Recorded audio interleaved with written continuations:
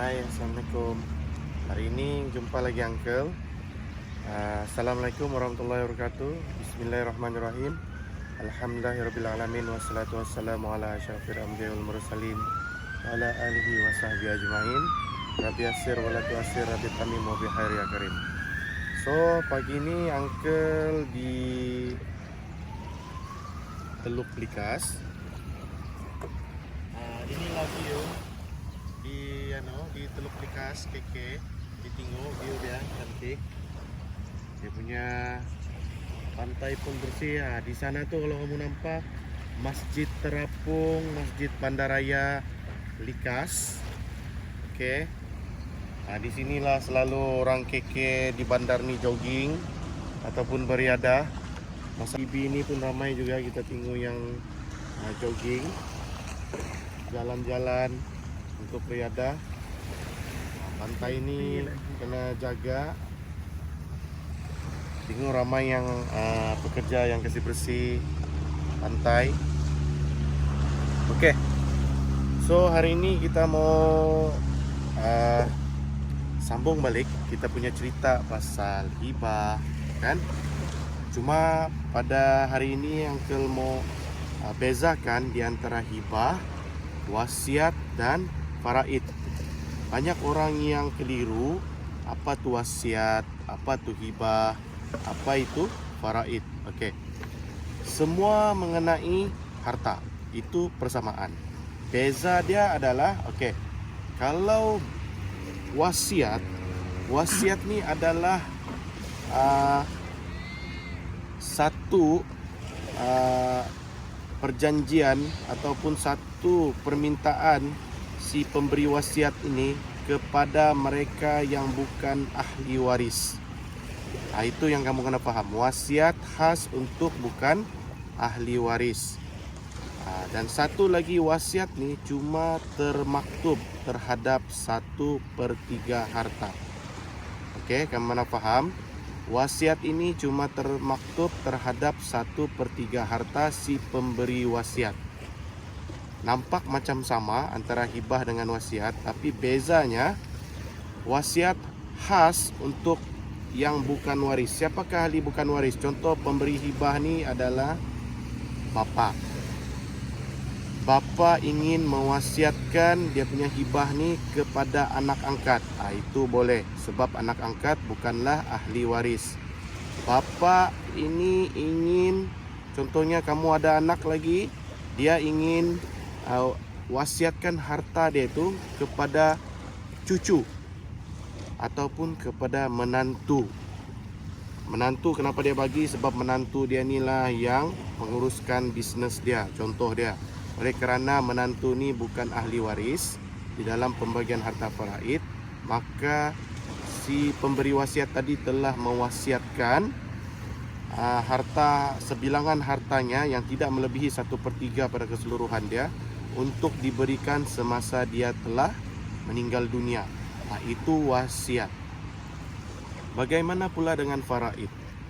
Faraid ni adalah pembahagian harta pusaka, apa-apa harta si mati ataupun harta orang yang telah meninggal dunia, dibahagikan harta-harta itu kepada ahli waris mengikut hukum faraid, hukum yang telah ditetapkan di dalam Al-Quran.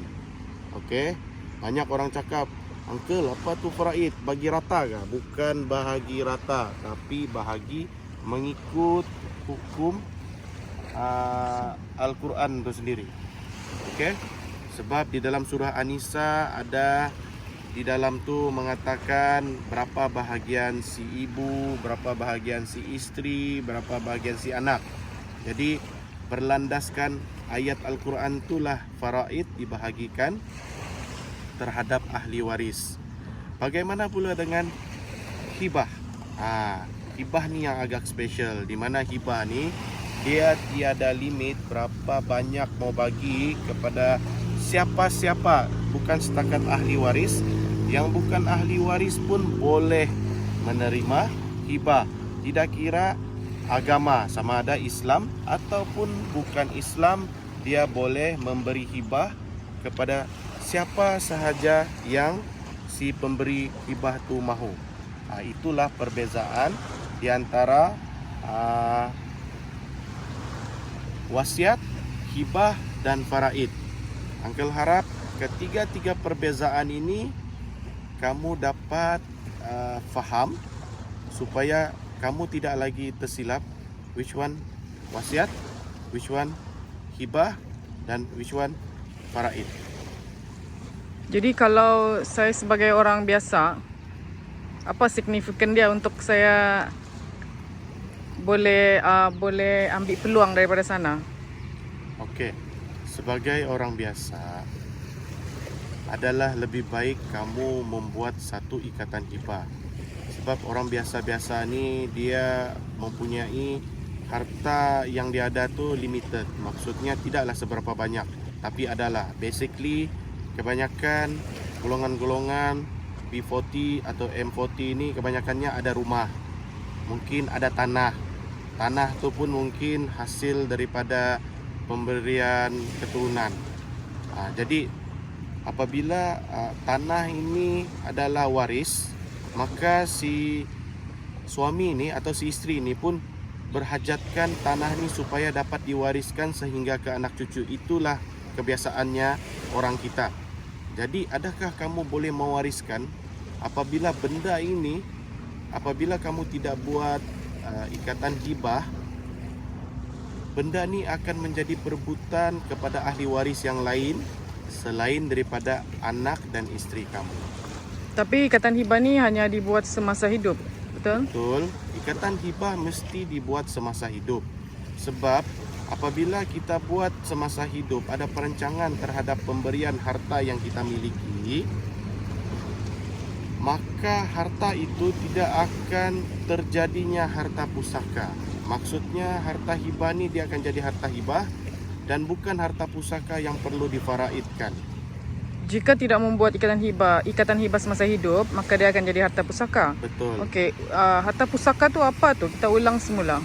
Harta pusaka ni merupakan harta si mati atas nama si mati ataupun yang sudah meninggal dunia tu, yang perlu diagih-agihkan kepada ahli waris. Ahli waris setiap keluarga ni berlainan mengikut keadaan. Contohnya kalau dia tiada anak perempuan, bapaknya sudah meninggal dunia, maka ahli waris dia tu yang termasuk adalah adik-beradik si mati. Tidak kisahlah adik-beradik dia 10 orang ke 20 orang ke, itu merupakan ahli waris. Jadi artinya kalau dia tidak dihibahkan semasa hidup, dia akan jadi harta pusaka. Betul. Yang Harta perlu pusaka dibahagi-bahagikan. yang pastinya bila dia dibahagikan tu dia menjadi lebih kecil sebab kena dibahagikan dengan orang yang lebih ramai. Ya, yang paling menyedihkan lagi di dalam faraid ni, portion yang paling sedikit adalah isteri, iaitu hanya 1/8 seandainya dia mempunyai anak. Bayangkan, portion yang paling kecil adalah isteri, sedangkan isteri merupakan orang yang paling besar tanggungjawab semasa kita berkeluarga. Tapi dalam pembahagian faraid, isterilah akan mendapat bahagian yang paling kecil. Kalau saya mau tambah, isterilah juga yang penyumbang utama sekalipun. Kalau macam contohnya dalam perkahwinan tu ada rumah, isterilah penyumbang utama juga selain suami. Betul. Itulah yang kadang-kadang apabila berlaku demikian, selalunya isteri dia akan berasa kecewa dengan kadar pembahagian yang dia terima. Jadi instrumen hibah inilah yang membantu isteri-isteri maupun anak mendapat bahagian yang bagaimana si bapa tu mau. Jadi artinya kan untuk mengelakkan, bukanlah kita elak 100%, macam untuk kita elaklah juga harta pusaka, dia menjadi harta pusaka tu, jadi buatlah hibah semasa hidup. Ya, betul. Hibah inilah instrumen di mana si bapa atau si mama yang mempunyai harta ni untuk merancang harta dia macam mana mau dibagi bila dia tiada. Bayangkanlah, sudahlah meninggal dunianya seseorang tu, isteri dan anak-anak ni sudah sedih. Yang confirm sedih adalah isteri dan anak-anak, itu for sure. Sudahlah ditinggalkan dengan kematian kita tu, Kita tinggalkan lagi 2 perkara yang confirm akan jadi, yaitu perebutan harta dan pertelingkahan disebabkan oleh perebutan harta. Jadi adakah kita sanggup sudahlah meninggalkan lagi 2 kesan yang boleh menyebabkan silaturahim di antara anak bini kita terhadap keluarga kita? Ada di certain akhbar lah yang kami baca kan. Ada yang sampai dihalau-halau daripada rumah. Isteri dihalau daripada rumah oleh ipar duai. Macam mana tu Uncle? Itulah realiti kehidupan. Sebab masa suami mungkin hidup, keluarga ni mungkin hormat terhadap anak dan isteri dia tu disebabkan dia. Sebabkan suami mungkin waktu tu suami tu ada kedudukan, ada kewangan yang baik. Tapi realiti dia apabila, bukan semua, Uncle bukan mau cakap semua manusia begitu, tapi dia happen lah. So kita pun tidak tahu kebarangkalian ni akan terjadi sama kita. Kita tidak mau dia jadi kan. Betul, actually. sebelum jadi baguslah kita elak benda tu. Kita tidak mau dia jadi sama keluarga kita. Kita memang menganggap semua tu positif, tapi negatif juga akan berlaku tanpa kita sedari. Jadi untuk kita macam hidup lebih bahagia lah begitu kan. Lebih bahagia, tak payahlah kita fikir-fikir yang macam gitu akan jadi semua tu. Lebih baiklah kita membuat ikatan hibah semasa hidup. Sebab hibah ni perkara yang simple. Just jumpa pengamal perundangan untuk membuat satu ikatan hibah. Sign, cari saksi, senaraikan harta dan bagi penama-penama penerima hibah. Simple. Kenapa saya mesti buat dengan firma guaman ya? Okey. Uncle beritahu, apabila kamu membuat dengan firma guaman dia ada peguam. Mungkin dalam satu firma tu dia mungkin ada lebih 1, 2, 3 peguam.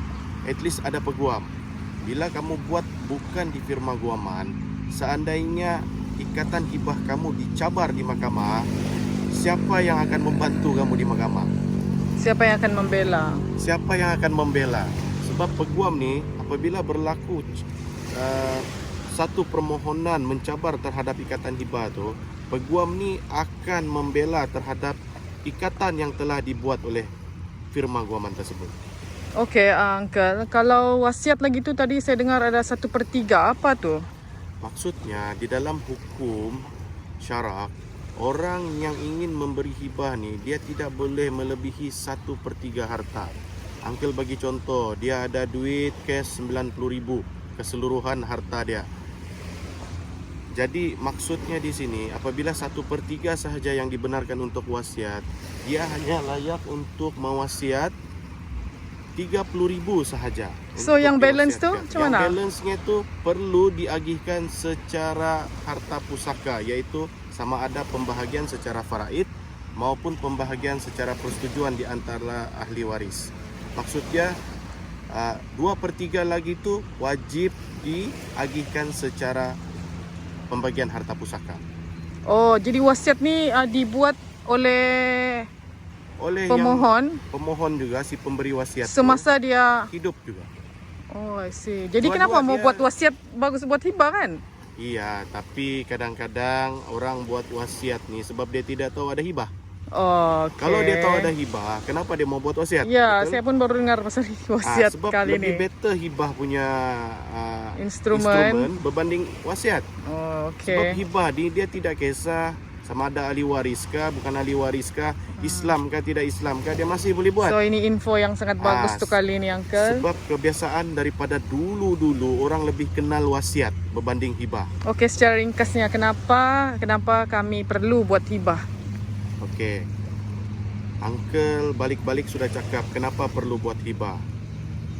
Bayangkanlah orang sedih ketiadaan kamu tu, meninggalnya kamu tu sudah orang sedih disebabkan ketiadaan kamu tu atau kematian kamu tu. Janganlah ditambah lagi beban kesedihan tu terhadap perebutan harta kamu yang tidak seberapa dan menyebabkan lagi pertelingkahan, hubungan silaturahim tu boleh putus. So, okay, saya rasa perbezaan antara tiga tu kalau saya sebagai orang biasa, saya lagi prefer hibah. Okay, kalau saya sudah tahu, macam saya sudah dengar banyak pasal hibah ni, saya prefer hibah daripada 3 instrumen yang tadi Uncle cakap tu. Okay, so nanti kita akan buat sharing lagi. Ini bukan consultation, ini bukan iklan, ini adalah sharing ilmu, inisiatif daripada Uncle ni sendiri untuk sharing ilmu kepada orang Sabahan semua. So Uncle ucapkan, buatlah tindakan untuk membuat ikatan hibah. So, Uncle ucapkan Assalamualaikum warahmatullahi wabarakatuh. Jumpa lagi. Bye.